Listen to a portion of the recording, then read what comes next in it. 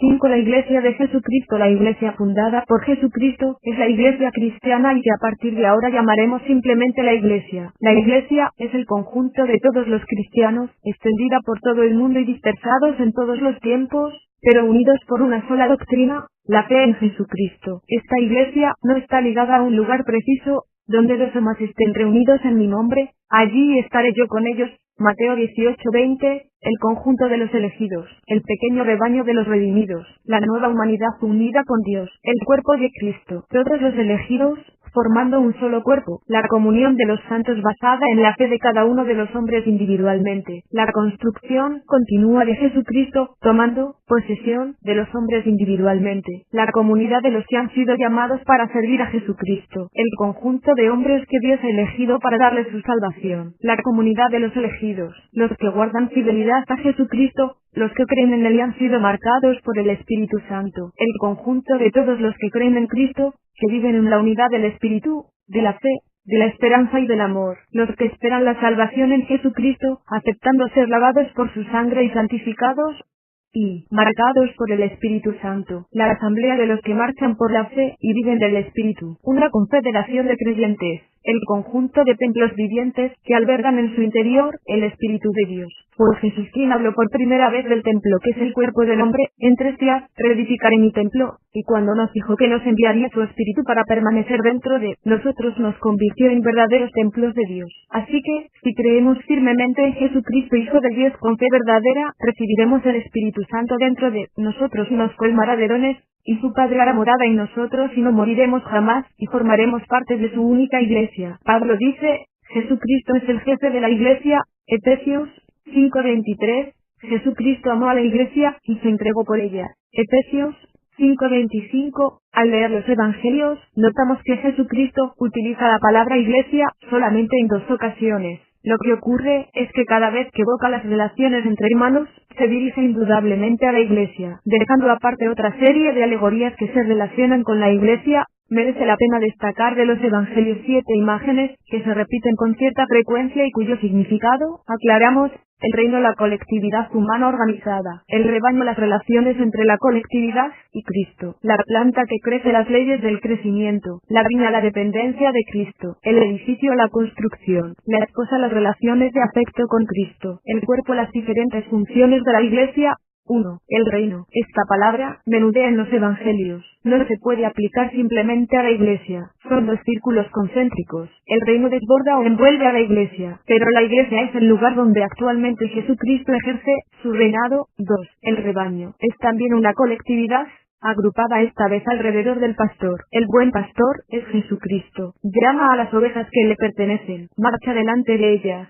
va en busca de la oveja descarriada, etc. 3. La planta que crece, ilustra la ley del crecimiento de su Iglesia. El grano de mostaza que se convierte en arbusto da idea de la desproporción entre la pequeñez de la semilla y la importancia del resultado. El desarrollo de la Iglesia es lento, progresivo y silencioso. Los granos están dispersados por todo el mundo y aceptan morir con Cristo. 4. La viña, imagen familiar del pueblo de Dios que los profetas ya habían utilizado en el Antiguo Testamento. Presenta a la Iglesia como un campo donde se trabaja, cuya recompensa se distribuye según la ley de la gracia y no según la de los méritos. La viña es, como la Iglesia, un conjunto de plantas del mismo propietario, beneficiándose de los mismos cuidados. En la imagen de la cepa y de los sarmientos, el acento se pone sobre la unión entre Cristo y la Iglesia. Los sarmientos inútiles deben ser podados. Es el secreto de una vida espiritual fecunda. 5. El edificio y el templo. El edificio. Somos el edificio de Dios.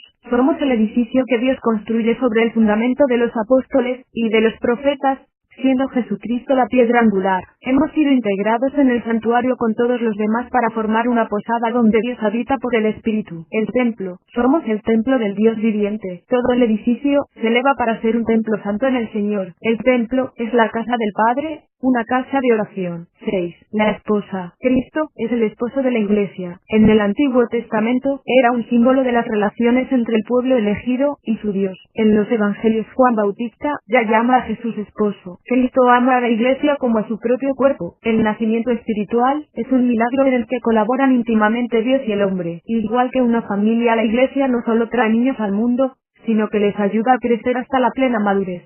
7. El cuerpo nos dice que los cristianos son bautizados en un solo cuerpo, forman un solo cuerpo, son un solo cuerpo en Cristo, son el cuerpo de Cristo, son los miembros del cuerpo de Cristo, son miembros unos de otros, están llamados a formar un solo cuerpo, son miembros de un mismo cuerpo con los judíos. Con este resumen de evocaciones de la Biblia queda suficientemente aclarado que la Iglesia es el cuerpo de Cristo y que, naturalmente, Jesucristo es la cabeza única de este cuerpo. Jesucristo tiene un cuerpo físico con el que pasó por la tierra, haciendo el bien, profetizando, muriendo en la cruz y resucitando. Al dejarnos, nos legó otro cuerpo nuevo, el místico, que es la Iglesia a la que Cristo ha conferido plenos poderes para la continuación de su misión en la tierra. Por esto dijo a sus discípulos: el que cree en mí realizará también las cosas que yo hago, e incluso más grandes, puesto que yo voy al Padre.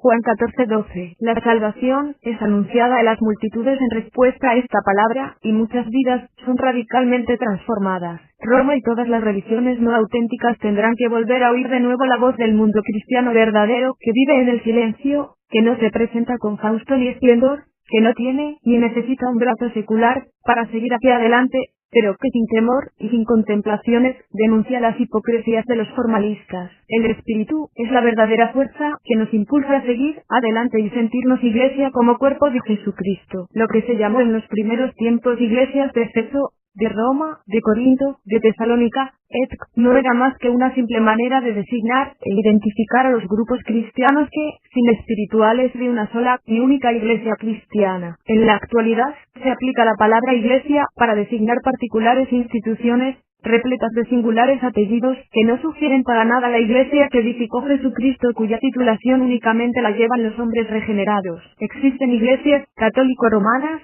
2 apellidos ortodoxas griegas, 2 apellidos protestantes luteranas federadas, 3 apellidos protestantes anglicanas episcopalianas, 3 apellidos protestantes de la Alianza Reformada Mundial, 4 apellidos. Y así podríamos seguir clasificando múltiples denominaciones, detrás de cuyos apellidos se esconden muchas veces auténticos apaños que difícilmente resistirían un análisis serio. Queremos concluir diciendo que la Iglesia de Jesucristo no lleva ningún apellido, tiene solamente un nombre propio como distintivo, cristiana. Y sus características y connotaciones son tales como las de ser invisible, aunque está dispersada y esparcida por toda la tierra; única, porque los que la integran están unidos en un solo cuerpo y por una sola doctrina de la fe en Jesucristo; pura, porque solo cree lo que dice la Biblia, con espíritu de oración y obediencia al Espíritu Santo; desvinculada y redimida de cualquier clase de sacramento ni ceremonial ritualista de ninguna clase; liberada mediante las riquezas espirituales e insondables de Cristo; reducida, sin exhibicionismos ni grandes masas; adorante de Jesucristo, su Dios, en verdad y en espíritu, y no con degradante paganismo ritualista e imágenes de pacotilla; confiada en los brazos del Señor; salvada a través de la aceptación de su gracia; esperanzada, puesto que se orienta hacia su retorno; bizarra, sin miedo a dar testimonio de quien engendra la vida eterna; idílicamente amorosa, con añoranza hacia Jesús que sobrepasa los límites naturales; armónica, porque posee al Espíritu Santo que hace de todos los redimidos un solo pueblo y una sola familia; feliz, por cuanto sus miembros son hijos del Padre, de quien lo reciben todo con puro amor filial, cumpliendo su voluntad; receptiva del resplandeciente reino del Padre, como único pueblo de Dios, que hoy existe sobre la tierra, desconocida en el Antiguo Testamento y revelada únicamente en el Nuevo, implantada entre la cruz y la gloria. Su existencia en la tierra está limitada al periodo comprendido entre Pentecostés y la venida de Cristo para tomarla consigo, gobernada únicamente por Jesucristo su fundador. El empleo del futuro es crucial en "Yo edificaré mi iglesia", puesto que nos dice que no existía en aquel instante. Arrebatada en la gran tribulación, el ministerio y testimonio del Espíritu Santo a través de ella desaparecerá, pero el Señor continuará actuando en el mundo como en los tiempos del Antiguo Testamento, constituida por todos los hombres y mujeres regenerados, judíos y no judíos, especialmente edificada, constituye una obra de Dios distinta para nuestro tiempo, la época de la gracia, simbolizada por un templo único, que es la suma de todos los templos vivientes que albergan en su interior al Espíritu de Dios. Esta es la auténtica Iglesia, la que está formada por todos los hombres y mujeres dispersados sobre la tierra que cumplen con estos requisitos sin necesidad de reuniones periódicas, intercambios obligados, institucionalismos y jerarquías terrestres de ninguna clase, y viviendo tranquilamente sobre el planeta con la sola ayuda del Espíritu Santo, y sin más armas que los santos evangelios. Santos Olavarrieta, 25.